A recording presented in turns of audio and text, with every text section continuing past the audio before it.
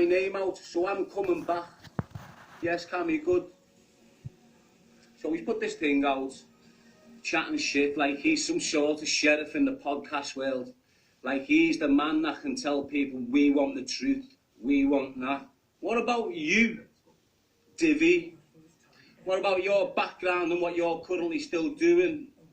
What about the brand you've got on your chest every single day, that Kneecap Kids in Ireland? I don't come cold. You know how I come.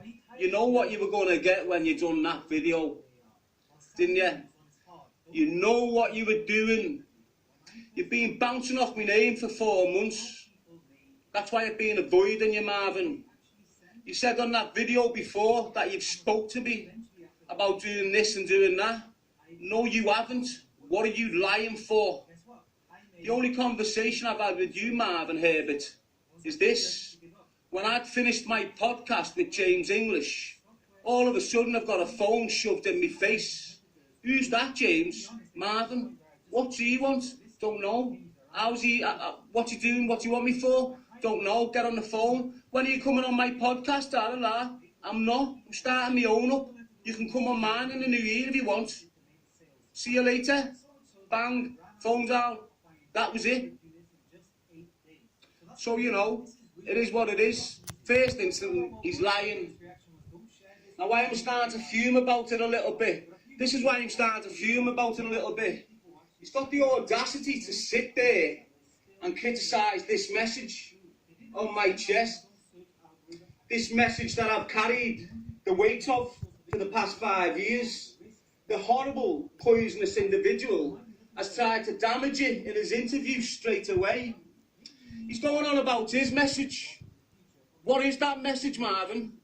What's your message? I can't hear no phrase coming out of your mouth. All I can see you talking about is breaking legs, bringing drugs in and damaging people for the Irish. You're going on about your family know me and you know me. I've never met you and spoke to you once. Now let's get it right. You tried to fool everyone a couple of weeks ago with this Atwood shit. You put it out there like you were going to destroy him and expose him for what he is. But you never. You'd have a little chat with him at the end and hug him.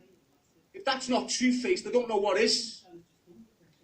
You're saying to me it looks like I'm doing great things. I'm achieving 10 times more than you'll ever achieve. Ever. You're not doing it the way I'm doing it. You're criticising the way I'm doing it. Why? I'm upsetting most of your family and your friends. Is that why? The way I'm getting this message across.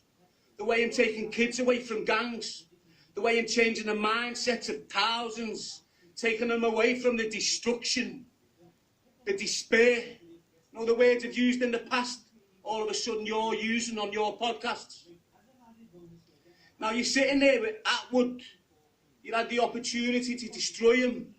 Physically and mentally. I used to kill people like you. Did you? At the very least you should have broke his jaw. Choose a life or not a knife. Doesn't matter.